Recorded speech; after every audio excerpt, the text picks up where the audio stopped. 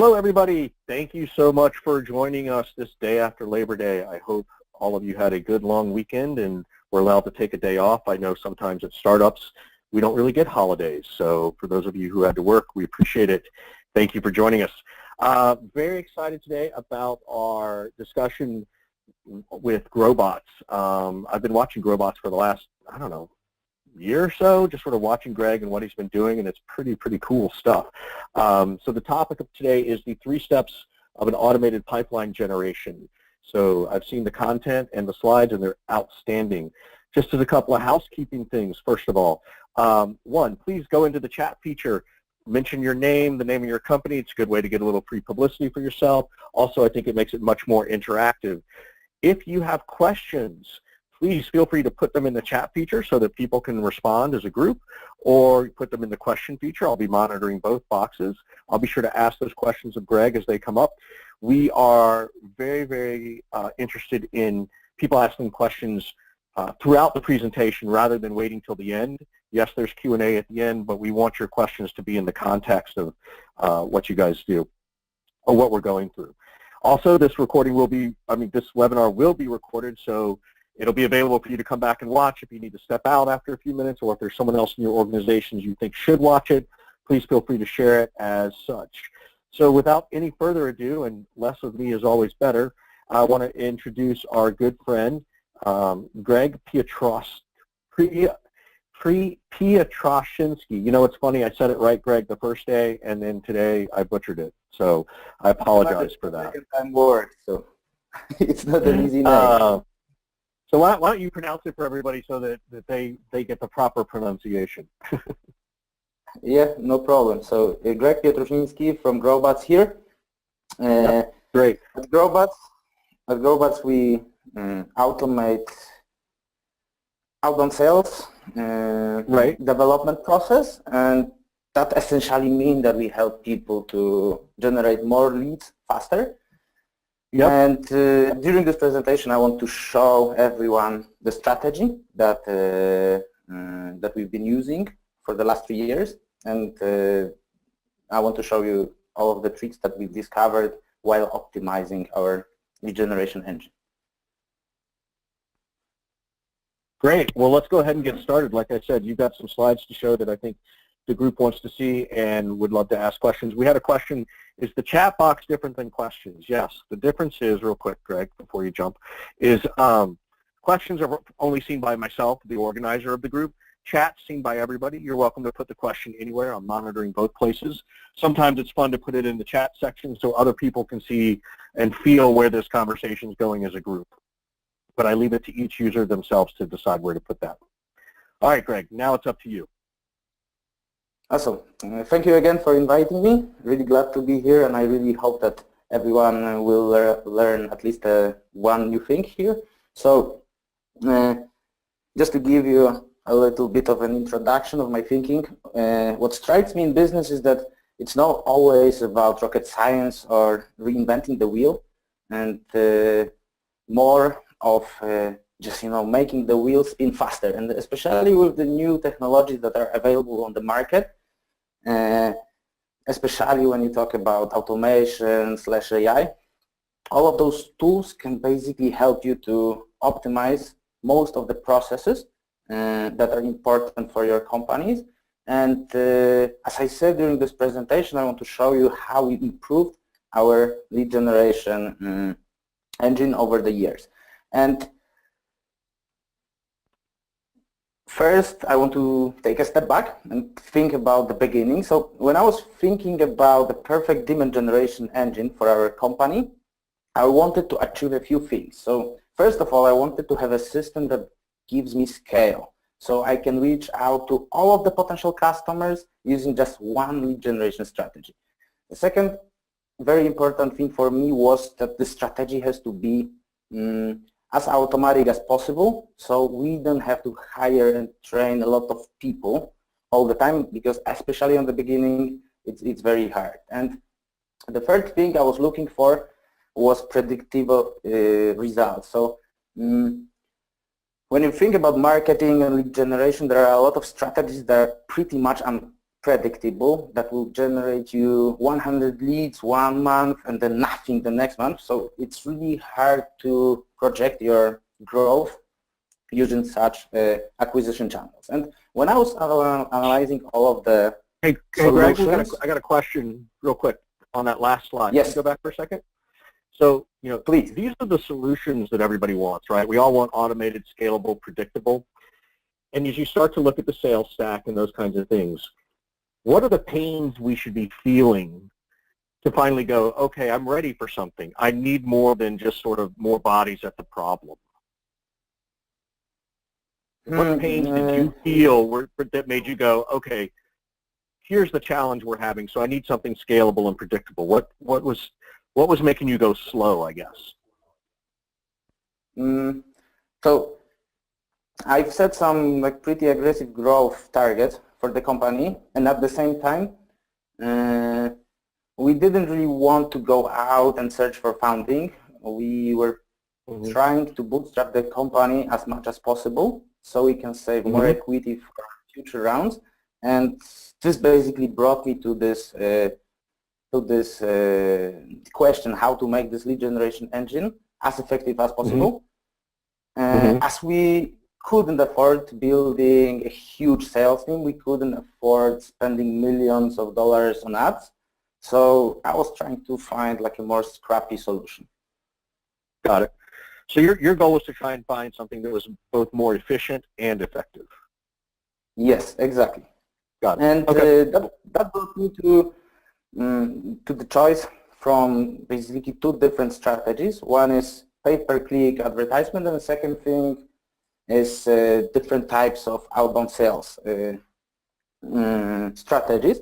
So my biggest problem with pay-per-click advertisement is that you never have access to your whole target. You can only reach people who are already actively searching for a solution, which means they are already considering a few different tools, sales process is harder, longer, and then you don't have a scale. So we've been obviously testing a lot of PPC campaigns. We've spent probably $200,000 on ads, and still we couldn't really get a scale. So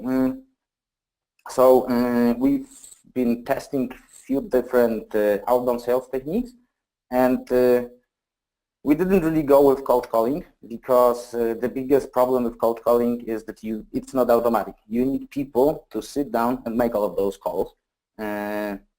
So that left us with cold mailing. And I think that the biggest problem with cold mailing is that as you start to scale it, it's easy to lose the quality of the content you are sending to people. So when you reach out to people one by one and write personal messages, it's pretty easy to get 10% conversion rate to a meeting or even better.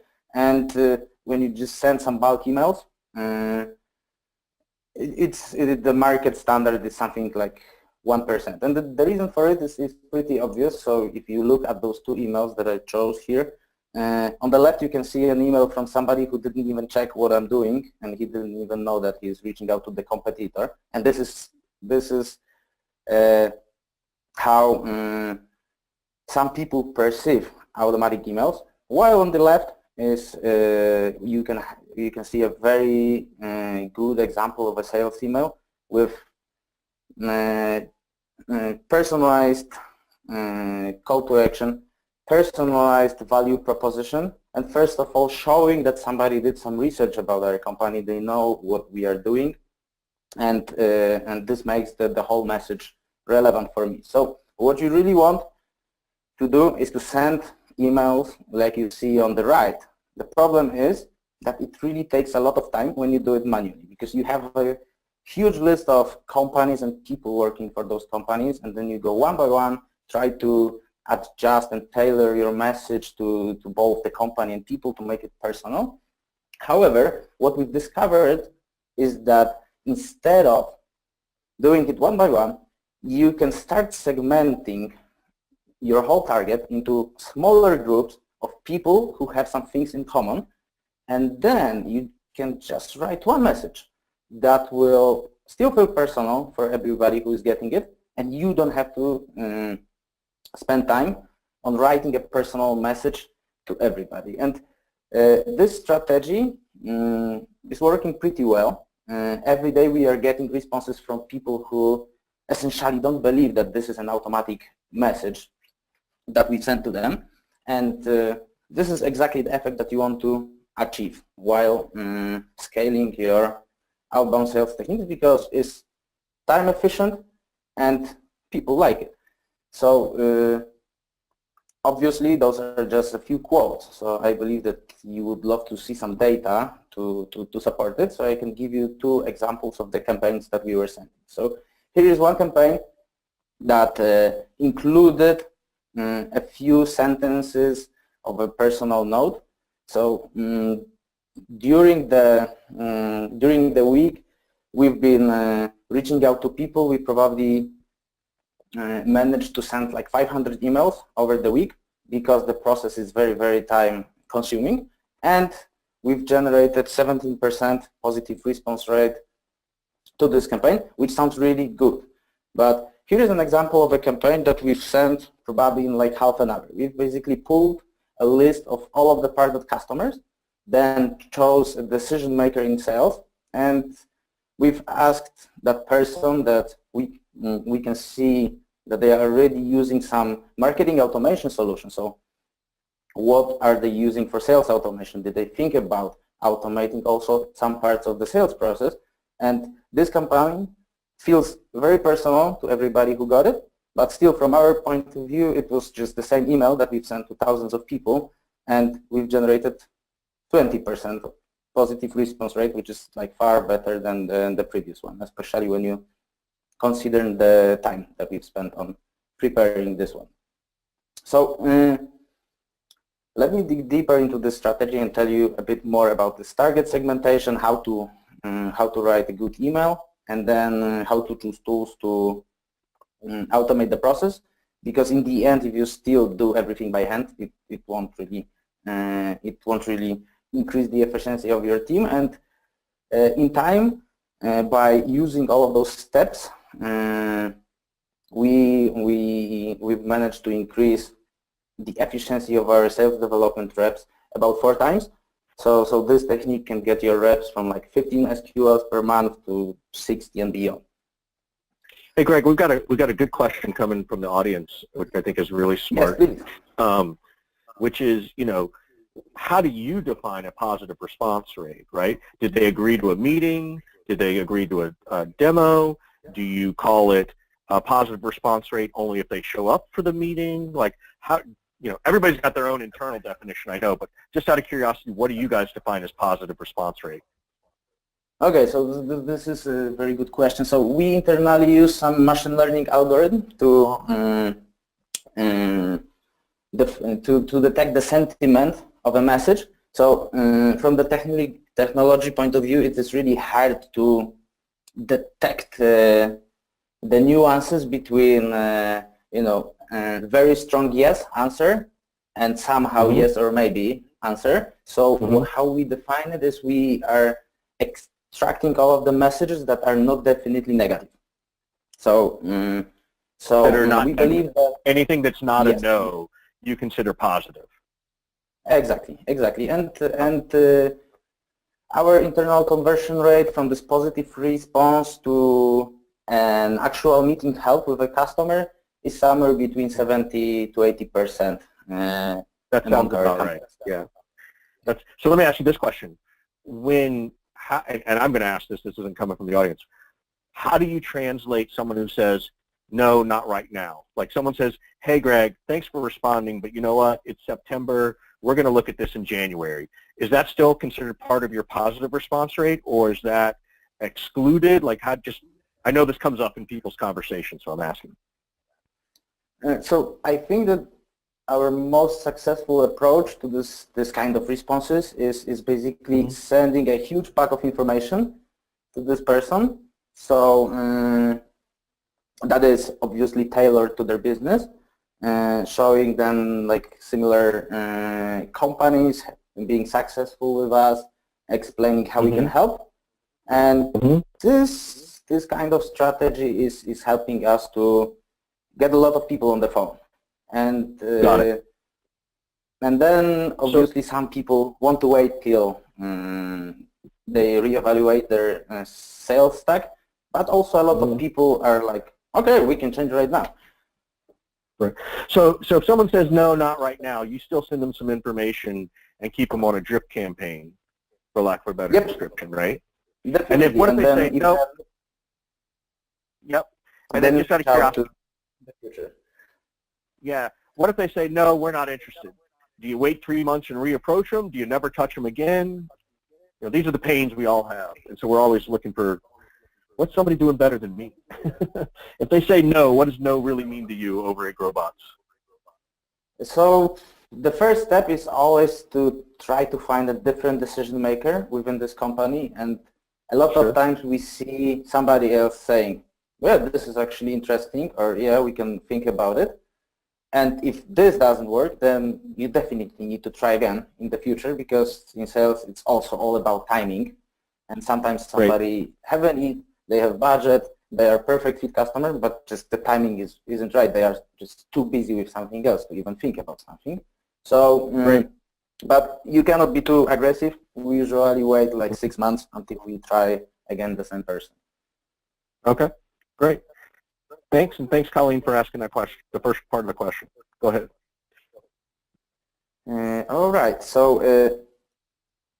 let me tell you how we think about this target segmentation. So we take our typical target, so for example, directors of marketing at software companies in the USA, and from companies that are from 11 to 200 people. And then we try to look what other information we can find about them in like essentially in the internet. So then we start segmenting them into those smaller groups that have something in common. And you don't just have to, you know, use one data point to segment your target. You can basically put a few of the things to make the message even more personal.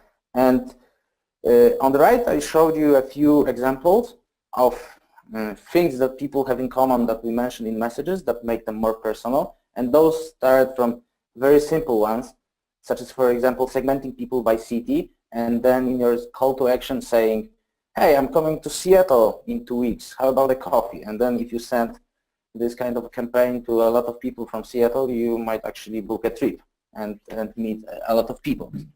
And the more advanced techniques are, for example, referencing to some technology they're already using at the company that is similar or that will work well with your solution. Asking about competitors. A very good strategy is to figure out if people are not following some of the industry influencers, so you can ask them how they like the last book, or just essentially start the conversation about the topic. You can obviously reference some of their customers. You can mention some of the mutual friends that you are having, some events you are both attending. So here the opportunities are kind of endless. You can use whatever you can find about those people in the internet, and then write an email around it. And then you need to prepare your campaign. And the formula for an email campaign that we are using is pretty simple. You start from a personal intro to that person. So the first line of your email is probably the most important, because you can show the context for the conversation and show that your message is relevant for a person you're reaching out to. So what you shouldn't do is say, for example, hey, I'm Greg from GrowBots. Nobody cares who you are. They rather care about, like, why am I even reading this email? Then you should show some benefits of your product, and the more you can personalize this benefit for the group you are reaching out to, the better. Then it's obviously good to add some social proof, and just one short call to action. It shouldn't say like, we can either meet at the event, schedule a call, or I don't know, I will send you flowers. It should be just one giving people a choice, it's not really helping. And then you should prepare a campaign that consists of 3 to 4 emails. We tend to send campaigns with like 1 email a week, but you can also try more aggressive ones. We've been trying more aggressive ones for our target group. It's not really working. And then also, if you are sending 1 email every 7 days, you kind of expand your window of time that you are talking to a person. Maybe for the first 2 weeks they were super busy, or they just came back from holidays, so they won't read your email at all, and then for the next 2 weeks you can get their attention. And you should keep those emails short, casual, and positive. Obviously, if you are reaching out to some really high executives at Fortune 500 companies, probably it shouldn't be casual, but except for this example, casual language is always better.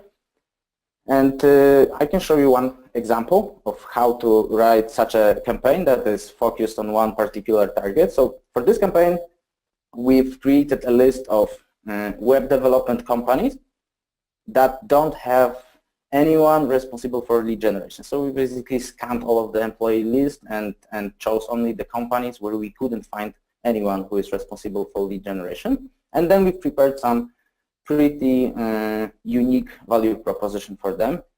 So, so in the first line, we are just asking them how they keep their pipeline full if they don't have anyone responsible for lead generation at their team. In the next part, we are showing them the benefit that is adjusted for them, and in this case is telling them that with our technology they can reach out to people whose websites are not mobile friendly. And as you probably know, if your website is not optimized for mobile, you get punished by Google and nobody can find you, things like this. So so this is really a gold mine for web development companies, because they have a really strong value proposition talking to this kind of companies. And we add very simple call to action. Also, when you ask about some time from somebody, making this number different than other people use is also improving your conversion rate. So we usually tend to send emails saying 16 minutes, 18 minutes, 19 minutes, not really like 30 minutes. And this is how we do it.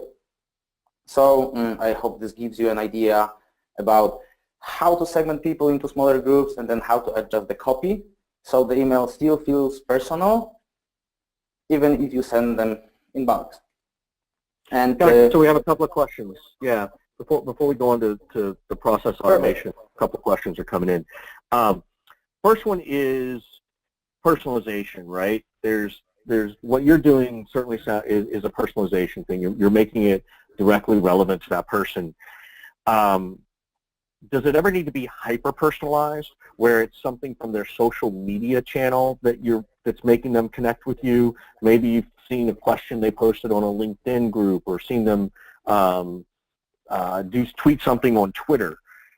You know, how are you guys focusing on that in terms of what I would call hyper-personalization versus this level of personalization?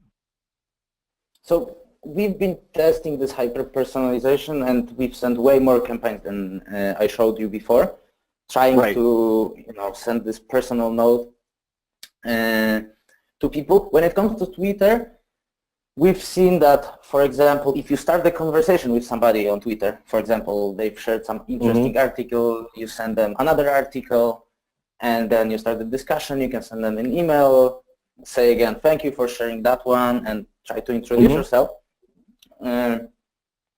This kind of conversations are really, really successful. The problem is scale. So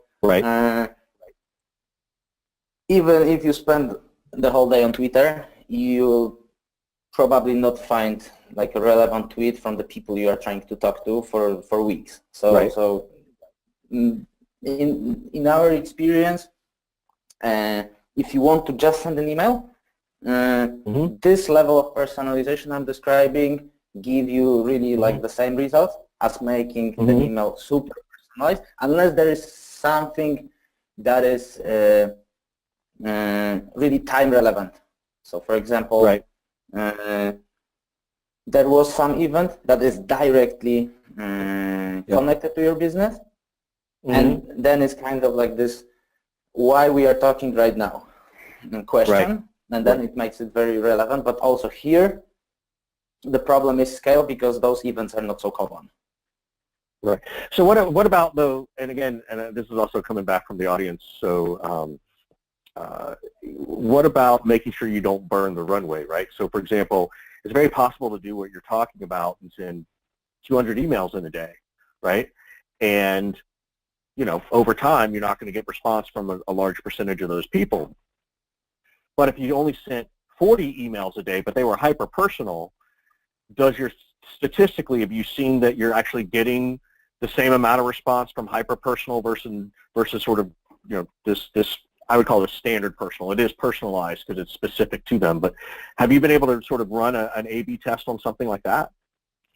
Yeah, altogether we've sent probably like hundreds of thousands emails, and we are also looking at the data from like millions of emails that our customers are sending, and I cannot really see the difference. So like, if you are able to get like above 10% response rate to your email campaigns, and if you can send them almost automatically, this is basically as high as you can get. Okay. How do you, this is another, Richard, thank you for that question. Not me, Richard, but this other Richard who's on the call. Charlie, how do you, Charlie asked a question, which is, how do you decide how many touches or emails to send out? So we've been testing campaigns from 2 to 7, 8 emails, and we found that our optimum is between 2 and 3. Basically, the results are almost the same. Because if you send those longer campaigns and somebody can see in their Gmail that it's like there are already 7 messages they didn't read, the chance of responding is dropping to basically to nothing. And we've also tried to analyze how many responses we are getting with every next email. And in our experience, after 3 emails, your chance of getting a response to the next one is dropping to like 5%. So it's almost pointless to send the next messages. So you're saying that statistically it makes sense to send at least 3, but you're still sending 7 and 8 to still scrape up whatever's still available. No, we were testing it. Right now we stick to 3 or 4 messages in one campaign. Just 3 or 4. Okay, got it. Then the next reason is that if somebody didn't respond and they, for example, opened an email, maybe your pitch was not good. So sending yet another message in the same thread lowers your chances of getting somebody attention. But if you try again in 3 or 6 months, you can try a different pitch, and maybe this one will work out. Got it. That's great. So another question's coming in from the audience, thanks to Sarah. What about phone calls? Where's your phone call stuff and your LinkedIn in-mails and all that kind of stuff? Where are those pieces in your outreach? So as I said, when it comes to phone calls, the biggest problem is that you still need a lot of people to run the process. So we try to do things in an automatic way.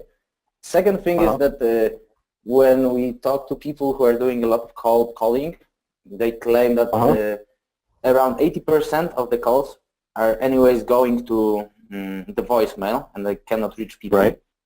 And we were trying to get a lot of different market benchmarks for cold calling, and the usual conversion rate from a call to a meeting held is something like 2%. So out of every 50 calls, you can get one meeting. So it's hard to scale because one person is basically bringing one meeting a day. If you want to get to 500 meetings, that's a lot of people. So, so this is the baseline. And the last thing is that we've been talking about that a lot with our customers who are claiming that, they need to do calls, and then we try to get their insights from their analytics systems to see how much impact those phone calls have on overall performance of their campaigns. And I would say that it's pretty minor after analyzing at least like 20-30 companies and their processes. So you can simply generate similar effects with emails. And what I'm saying is true for all of the companies that are reaching out to like small, medium companies. When you want to get in front of enterprise customers, so for example, if you only target Fortune 500 companies, the process is usually a bit different, because first of all, you need to identify who is the right decision maker, and then automatic system is also a super good solution, because you can quickly get in front of all of the people in the department, ask them who you should focus on, who is responsible for the problem you are trying to solve. And then once you identify this person, then you should try all available channels: LinkedIn, Twitter, phone call, because your target group is very, very limited. So you don't have this comfort that people that have thousands of customers have, that they don't have to, follow everybody everywhere. Got it. So a couple more questions coming from the audience. Can we do that? Is that all right? Yeah, sure. Sure. I'm almost done with my slides. That's all right. So let's go ahead with these. Couple of questions. So one is, because you're so email heavy, what do you do to make sure it doesn't get caught in a spam filter, right? What are their tips and tricks? And I know that if you're a startup using Gmail and you haven't sort of built your domain presence within the Google system, sometimes that helps, or that can hurt your, in terms of going to spam. What other things do you guys do to help with that? Yeah, so using a real domain, it's definitely like something that you should start with, because Google treats all of those new domains that you just create for the purposes of sending emails as an instant spam. But I think that this question is a bit more strategic. So what you want to do is to send relevant content to people who might be really interested in solving the problem you can help them to solve. And for example, every day I'm getting like 4 to 5 emails from people who are making videos, explainer videos. And we are a 100 people company, so it's probably not the thing that I'm even thinking about that much.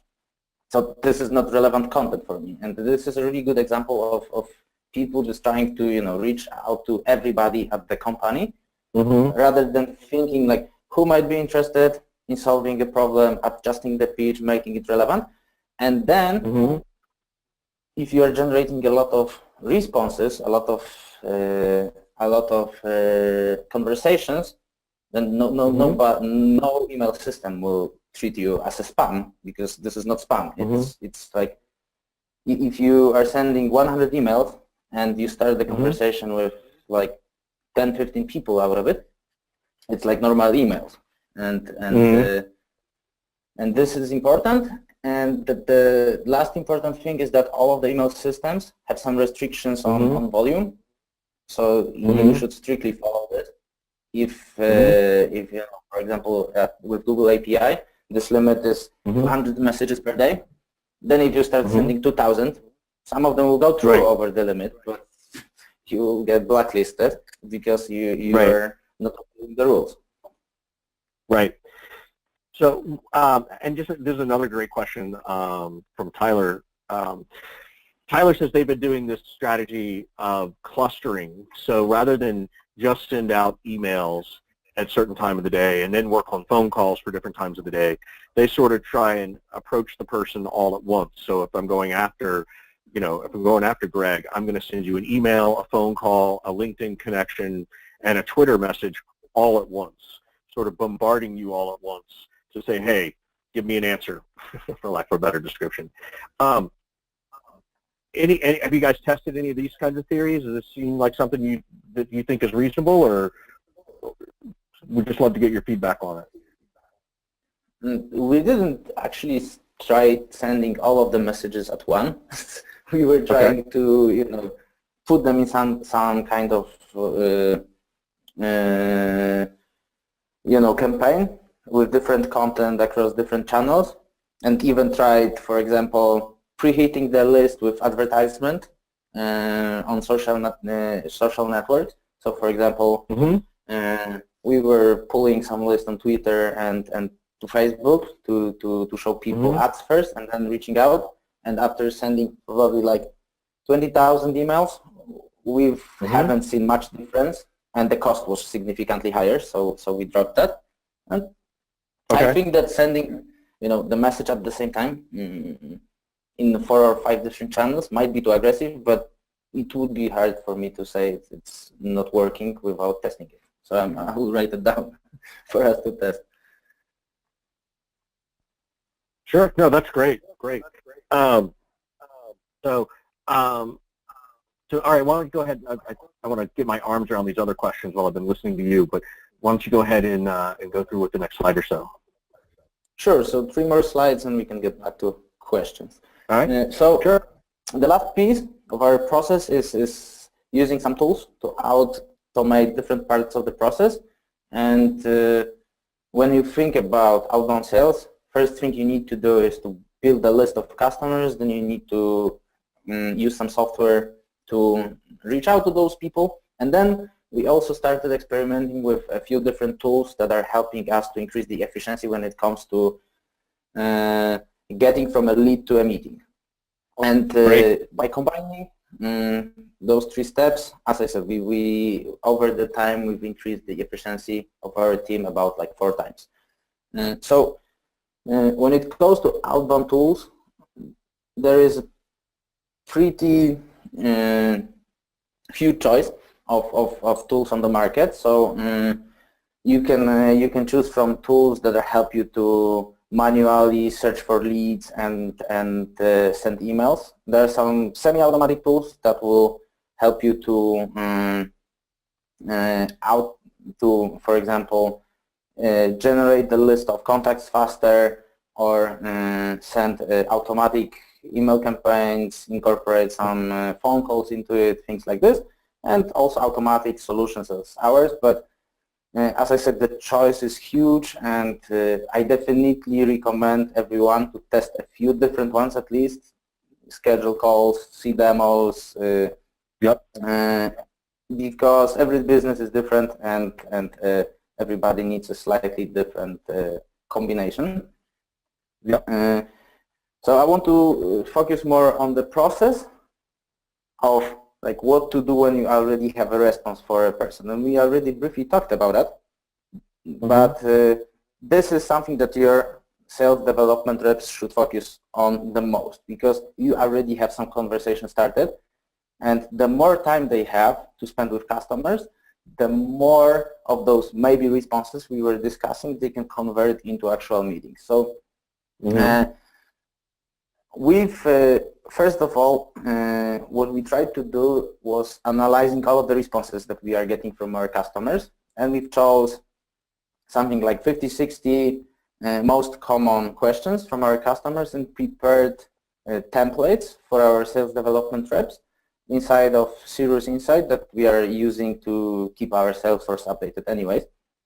So we prepared those templates, and this is actually not such a huge time saving, but we also use this tool called Vocus that allows you to add canned responses to all of the emails that you are sending one by one. And this way, we are not sending just the templated response to our customers, but also the follow-ups automatically. So our reps don't have to go to Salesforce every now and then, check their activities, see if they are that they need to follow up with the customer, send the email by hand, go to another person, send the email, things like this, because the whole process is automated. And still here, if somebody is not responding after 3 or 4 times, it doesn't really make sense to spend time on this lead. And using this technique saved our sales development reps something like 40% of their time. So they can focus more on trying to understand the business context, of the problem that our customers are having, trying to qualify them as much as possible before they go on a demo with the account executive. And as I said, this is the most fruitful thing that sales development reps should focus on, because like list building, sending campaigns, sending follow-ups, all of this can be automated. Yep, it definitely can. And do most of these tools, right, and I'm assuming yours does too, is if, let's say I've set up an automated campaign, right, and I've got someone, I'm going to put them through 5 emails. If they respond on the second one, the tools are going to automatically pull them out so they don't get message 3, 4, and 5, right? Yes, and some of the tools are even more robust. So for example, our system have also the buy sync with Salesforce. So even if somebody clicked on the link to your website and then signed up for a demo on the website, so technically they responded to the campaign, we can see that in Salesforce their status changed and the campaign should be stopped. The other thing is also one other thing is also very important. So when you reach out to multiple decision makers at the same company, whenever somebody responds that they are interested, you should immediately stop the campaigns to other people, because it's not really helping your sales process if you are trying to sell something and other decision makers are still getting your messages, like you don't know that you're speaking to them. Yeah, but wouldn't that depend on who you're contacting, right? So if I'm talking to Coca-Cola and I got one person to take a message, take a meeting, I may or may not, again, depending on who I'm selling to, right? Yes. I may or may not want to stop my messages going to all the other people at Coca-Cola because they may or may not know each other, right? I can see in certain instances, if it's a very niche product, right, very specific to this one little part of the department, I totally get it. But particularly in today's SaaS world where you're trying to sell various instances of your own platform within the organization, it seems like you would still want to keep contacting them, right? If you need to contact multiple decision makers because there are multiple stakeholders within the organization, yes, I would say yes, definitely. Yeah. Okay. This is a really fun question. I actually read something about this. I think I posted it. So Breck, thanks for asking. Emoticons, right? Does that make it more personal, less personal? Is it helpful? Is it not helpful? Any thoughts around that yet? So it depends on the target, obviously, and some people like emoticons, some people like GIFs, some people like some, I don't know, even funny jokes or making references to pop culture, things like this. So I think that if you can afford it, testing a few different styles of messaging is the right way to approach it. Okay, that's great. So someone's still a little bit unclear on, so are you saying we should never do any phone calls? You don't have your team doing any phone calls, or you still have them doing phone calls? So we don't do any phone calls before somebody says they want to learn more or ask a question. That's so funny. So when we pass this stage, we have business development reps who are also calling customers, but only if we couldn't get all of the information that we need to qualify that lead via email. Good. That's interesting. It's so funny. When I was, I'll date myself. I'm a Gen Xer. So when I was running sales teams several years ago, emails never counted because there was no tool to actually count the email. I would run sales teams and my executives would be like, we only want to focus on dials. We don't care about emails because we can't count them. And I was always like, well, that doesn't make any sense. So it's funny how it's come full circle. And of course, if I'd have been really smart, I'd have developed one of these things years and years ago. Thanks for answering that. Here's another question from Brent, which is he'd like to get a little bit more clarification around semi-automatic versus automatic. is it simply the auto response that qualifies robots as automatic, or is there something else that you're differentiating yourself? And I don't think he's asking for like, hey, pitch me your product. I think he's genuinely saying, help me understand the difference between automatic and semi-automatic. So like, we want to help people to automate as many parts of the process as possible. So for example, with our tool, you can basically generate a list of 10,000 people, say that you want to contact 100 of them every day using which campaign, and you can just put the whole system on autopilot until you run out of those, like 10,000 contacts. So there is no day-to-day management. We also try to manage your inbox as much as possible, so you can only focus on positive responses. All other responses are removed from your inbox. We automatically reschedule campaigns to people who are out of office, and most of all, we also automatically optimize your targeting. So we analyze who is responding from what type of companies, and based on this information, we are optimizing this initial list that you are that you've generated. So you can focus on people who you should be focusing on, and you don't need to do like any manual adjustments to the campaign. So this is the stage where we are at right now. Okay, great. Let me get, like, people are starting to fire in questions, so give me a second to make sure I can understand them. So after the first 3 or 4 emails, right? So let's say you send out your 3 or 4 emails, and then I think you said earlier you might wait 6 months before you contact them again. Do you have a different set of messages that go out in that round 2 campaign versus the round 1, or are you still trying to focus on the same one? Okay, so this question actually is very interesting, because we didn't talk about that before when we talked about spam filters. But the thing is that you should change your messaging every now and then, probably like every 3 to 4 weeks. So any of the email system cannot detect that you've already sent 50 or 100,000 messages that have just like, for example, different name on it. So we are changing our messages all the time anyways. But when it comes to something that we call recycling of the list, we always try a completely different pitch to people who didn't respond previously. Because this is your next chance to get somebody's attention, and if you just send the same message, you're just lowering it, because that person didn't respond to your first message previously, so it's better to approach the problem from a different angle. Yep. Yeah, I would agree with that. It's definitely about knowing the pains of the persona and trying to get them modified in such a way. And the good thing is that when you start defining those personas, there is usually a few different things you can talk about. Absolutely. So you don't have to just repeat yourself all the time. Sure.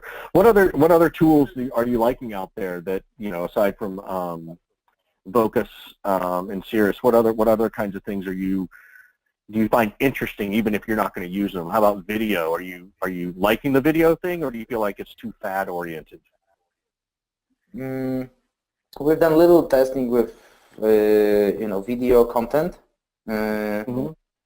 in our emails. So for example, we were sending a personal video to some segments of the customers, and to make it automatic, we've basically recorded 1 or 2 videos, and we saying, for example, hey John, I have something for you to show, and we only contacted people whose name is John, so it is personalized for everybody.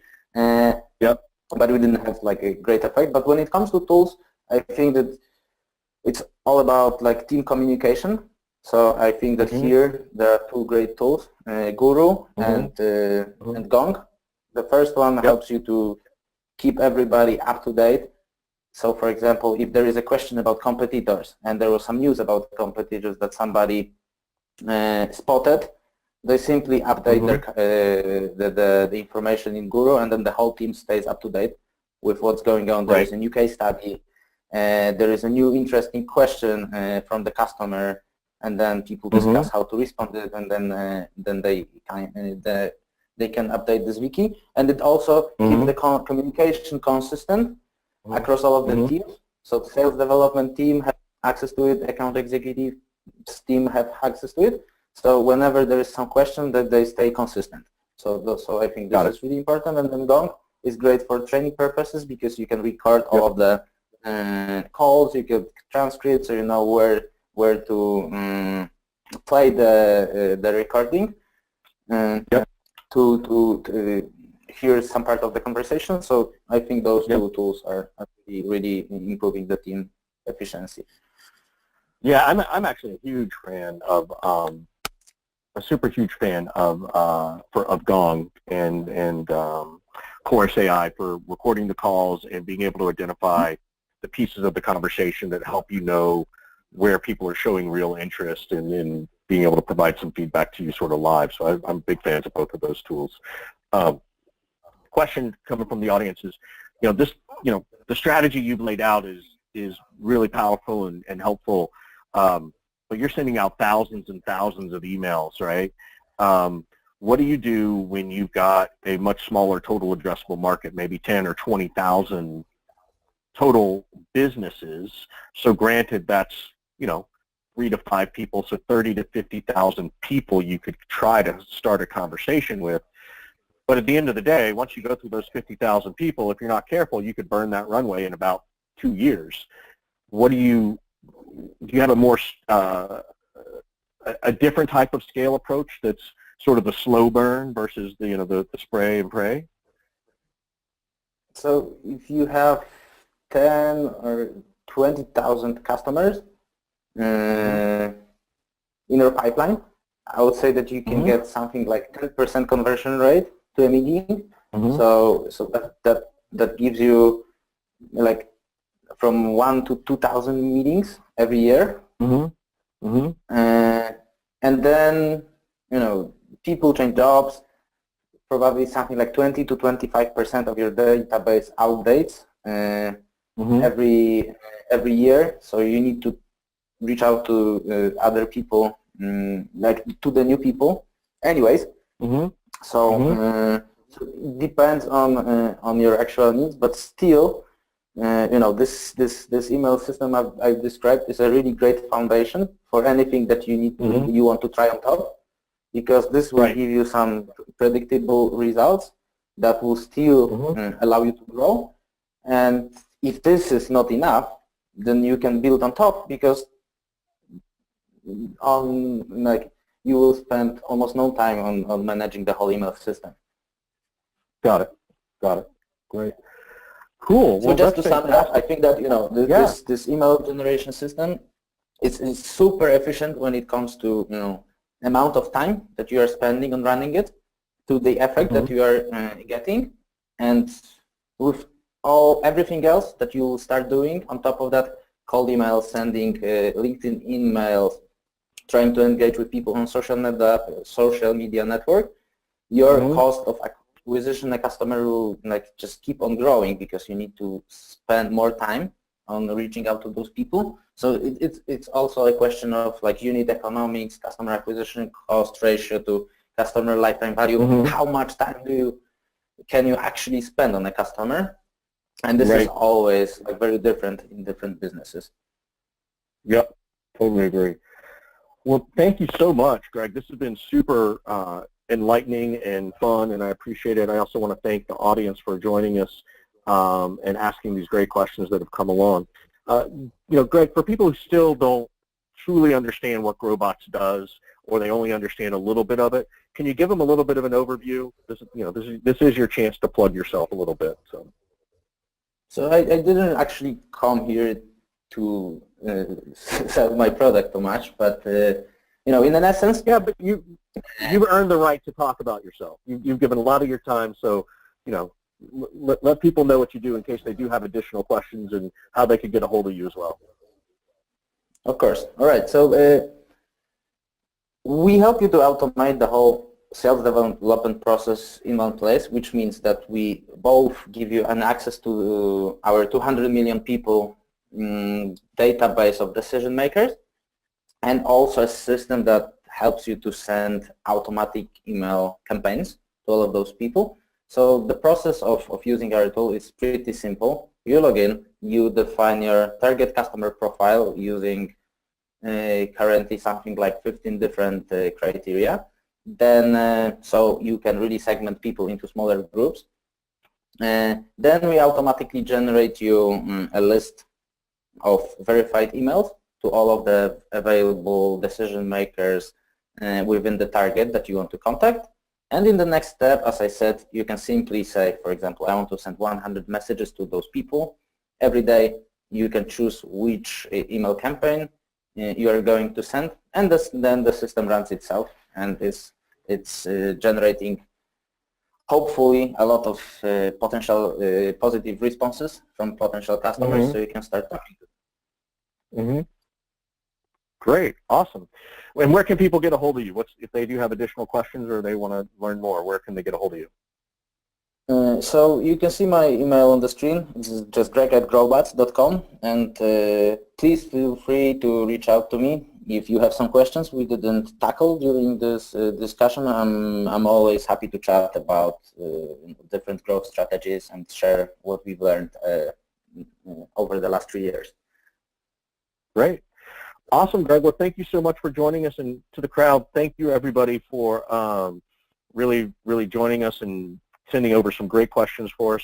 We look forward to having you at our next webinar, so please keep tuned for that. If you are in the London area or Europe, Sales Hacker London is next week. Look forward to being there on the 12th, so feel free to come and say hello. Thanks again, Greg. Thanks, everybody. Thanks a lot, and thank you for really great questions. All right. Take care. Bye. Bye.